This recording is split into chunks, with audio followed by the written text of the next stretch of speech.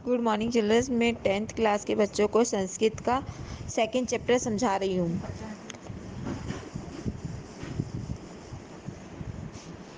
निग्धो वृक्षा, बरगद का पेड़।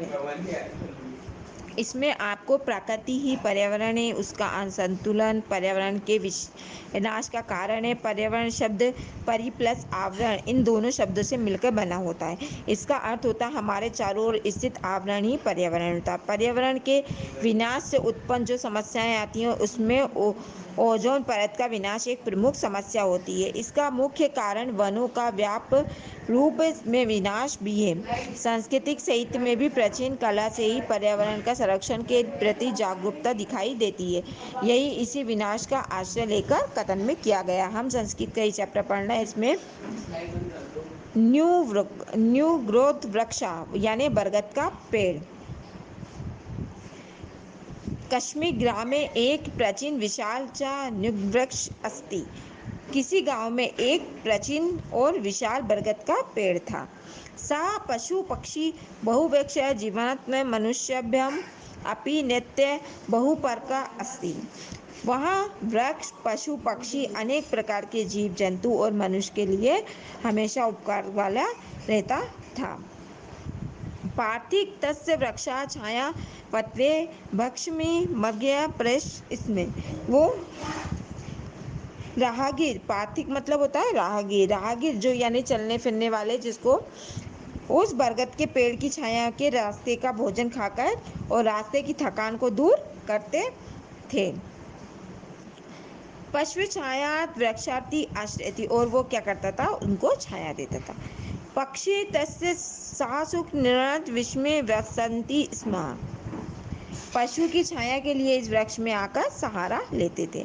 सर्वत्र तस्य वाल्मीकेषु वह कुर्वन्ति स्म एवं स वृक्ष सर्वप्राय सर्वकारी सर्वेक्षु स अस्ति।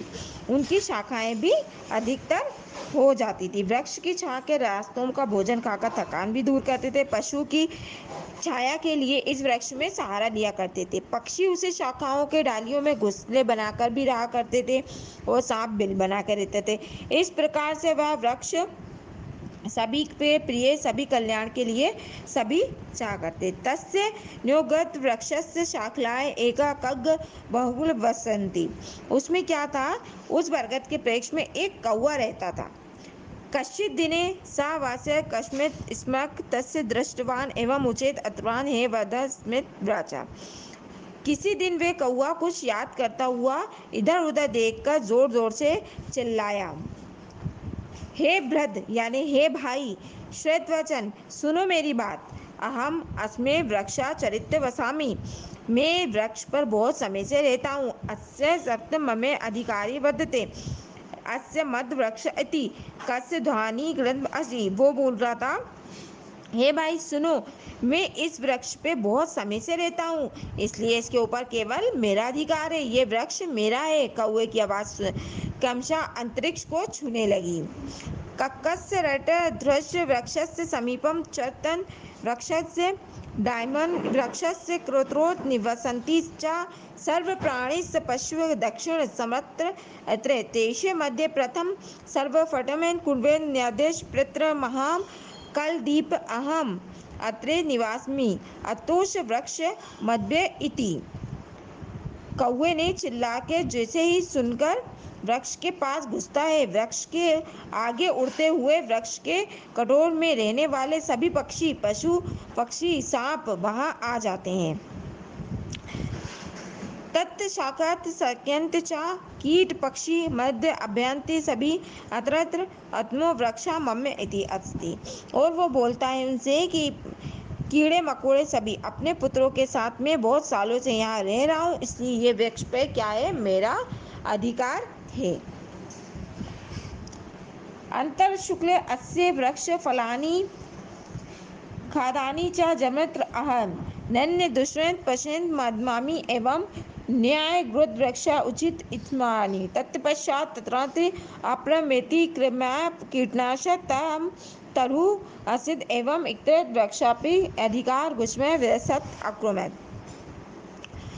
इसके तोता इस वृक्ष के फलों को खाता है और जन्म से यहाँ रहता है। मैं इस वृक्ष को छोड़कर कहीं नहीं जाता। ये वृक्ष बरगद का वृक्ष मेरा है, ऐसा जोर से बोला और इसके बाद वहाँ से असंख्य कीड़े मकोड़े हमारे यहाँ चले आते। ऐसा कहकर वृक्ष के ऊपर अपना अपना अधिकार घोषित करने लगे। इसमें कौन शोर करने लगा है। अत्रे अत्रे कश्चित् अजत्पुत्र तत् सोदमे तस्य तरो पत्राणि खादं नदि स्म तादृश्य सर्वप्राणी नन्यनिर्णाया कुर्त च रक्षत सर्वस्य वचनानि श्रोतं च अजा अवगत अस्य माया समेषा समस्या समकानि इदानीं मम वचानि यु दृश्यत। कस्य शाखा। इसमें फिर वो बोलते हैं इसके पश्चात कोई बकरी, अजहा मतलब बकरी, बकरा आकर बच्चा वहाँ आया और वह भी उसी वृक्ष के पत्तों को खाते हुए प्रसन्न हो रहा था। उसको देखकर सभी प्राणी न्यायपूर्वक निर्णय करने के लिए उससे प्रार्थना करने लगे। तब शाखा च कृतवान् मूल सर्वस्य अनेन प्रकारेण सर्वे वृक्ष विशान्ति अत्रिम ग्रामे कश्चित् वृक्ष कस्मै मित्रमस्ति तस्य वृक्षा खादन कुरुत इत्यादि। तब वो वहाँ पे कई कौए, शाखा, अन्य शाखा, कीड़े मकोड़ों को, जड़ सभी को इस प्रकार सभी वृक्षों को बांटकर दिलवाऊंगे। इसी प्रकार गांव में कोई लकड़हारा मेरा मित्र है, उसको वृक्ष को टुकड़े टुकड़े करने के लिए बुलाता हूँ। अस्य निर्णय सर्व सप्तयत् अतः सर्वस्य अपि वृक्षस्य समीप कथ्य न्याय वृक्षोदशिपे तस्य भगवान वित्राण प्राप्नोति। वो बोलता है, बकरे बोलते हैं कि निर्णय को सभी ने स्वीकार कर लिया। पर सोप्र कश्चित् अवगत पूर्व अहम वृक्ष समामि। सभी लकड़हारे के पास जाकर वृक्ष के नीचे जाकर बैठ जाते हैं और उसके भाग को काटने के लिए प्रार्थना करने लगते हैं। अद्यो कस्यचित् कर्मण्य व्यापारी वृक्षस्य मात्र पपमानि या माया अद्यत वास्ते तस्य न्यो वृक्षस्य छेद च कश्यामि। वो बोलते हैं परंतु वह लकड़हारा बोला, पहले मैं वृक्षों को काटता था, अब वैसे गहन कार्य को नहीं करता हूँ। वृक्षों को काटना बहुत बड़ा पाप होता है, ऐसे मैंने जान लिया है, इसलिए बरगद के वृक्ष को मैं नहीं काटूंगा। तदपि सर्वप्राणिस्य ता वृक्षा छेन्दु यद् निर्माणे अभवन्ति सा इदमा अस्तु तामि प्रथमं मे च सति सर्वपि अनेन वृक्षस्य अपरोत एव।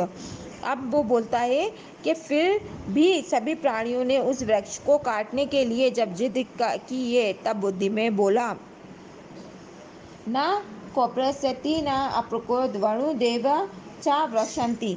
तब बोलते हैं कि वो बुद्धि में का यह बोला, अच्छा तो पहले मेरी बात सुनो, तुम सभी इस वृक्ष के द्वारा लाभान्वित किए गए हो। वृक्ष के ऊपर को लेकर तुम सब बादलों में क्या उपहार किया है, तुम सब मैंने किसने वृक्ष को जल से सींचा है, किसने इसकी रक्षा की है, किसने इसे कुछ नहीं दिया है। वरुण भगवान वर्षा करते हैं, सूर्य भगवान प्रकाश देते हैं, धरती माता वृक्ष के आधारभूत है, वायु हवा देती है।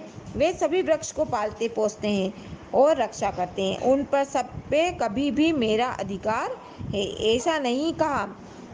वे सभी परोपकारी हैं, परंतु तुम सब दूसरों का उपकार करने वाले हो। वृक्ष की सहायता को लेकर उसे नष्ट करने के निश्चय किया है, तुम सब अपने आश्रय को नष्ट कर देते हो। इस वृक्ष के काट जाने पर तुम सब कहाँ जाओगे।